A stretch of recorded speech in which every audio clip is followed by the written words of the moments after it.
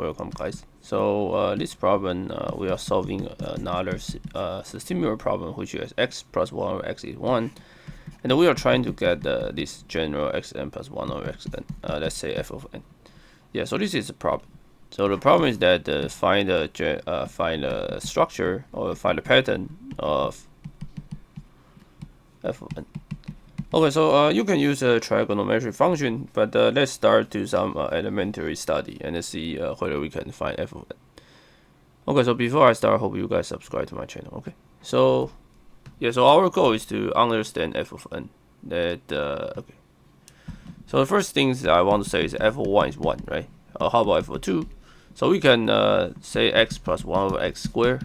We get x squared plus 1 over x squared plus 2. So this will be 1, right? So x squared plus 1 over x squared plus 2 is 1, so f of 2 is minus 1. Okay. Then we need to find f of 3, right? So let's say x plus 1 over x to the cube. You get x cubed plus 1 over x cubed plus 3x plus 1 over x.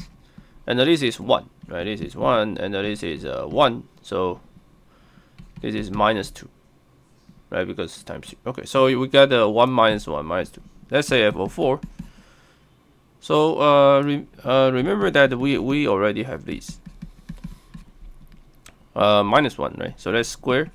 You get x to the 4th plus 1 over x to the 4th, which is 1 plus 2, right? So this is still minus 1. How about f of 5? Okay, so f of 5, yeah, there's a way that we start from x plus 1 over x and to the 5 power, but this is cumbersome, right? So let's maybe do this.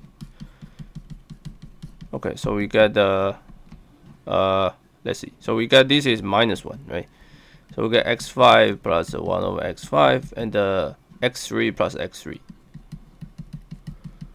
Okay, so from here, we get this. We want to get this, right? But this is f3, so it's f2, minus 2, right? So f of 2 is minus 1 plus 2, which is x5 plus 1 over x5, so which is 1. So finally, we get f of 6. What is f of 6, right? So f of 6, as people like to ask in the general. So the original problem only asked about n equal to 6.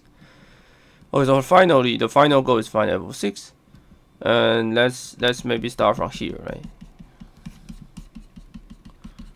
So we get x to the 6 plus 1 over x to the 6 plus x to the 4th 1 over x to the 4th.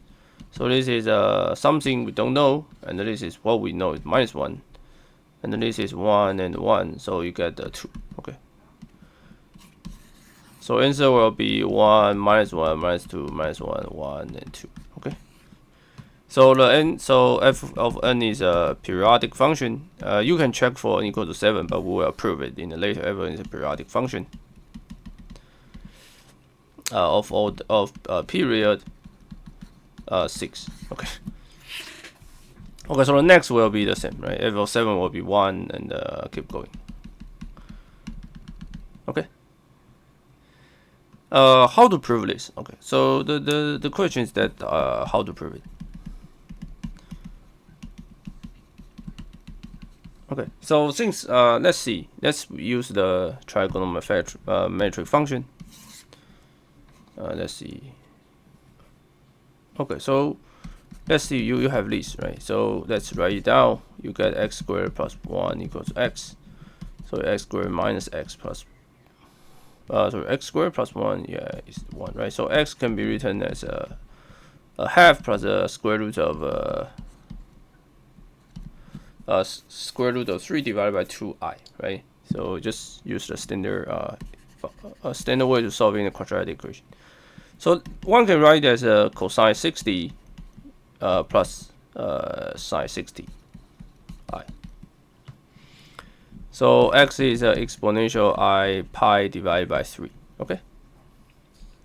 Or let's choose plus. Okay, let's choose plus. If you choose minus, the answer will be the same. Okay. Then you calculate this. Then you get the exponential I pi 3 divided by n plus exponential minus I pi 3 divided by n. So the answer will be 2 cosine pi n divided by 3. Okay, so this is the answer. So you can check that for n equals to 1, we get 2 times a half, which is 1. For n equals to 2, you get 2 times minus a half minus 1. For n equals to 3, you get minus 2. N equals to 4. You just keep computing, right? And since this is cosine, cosine has a period 2 pi, right? So the total period is just 2 pi divided by this pi divided by 3. So the total period is 6. Okay, so now we know the general solution. So finally, f of n will just be cosine 2 times cosine pi n divided by 3.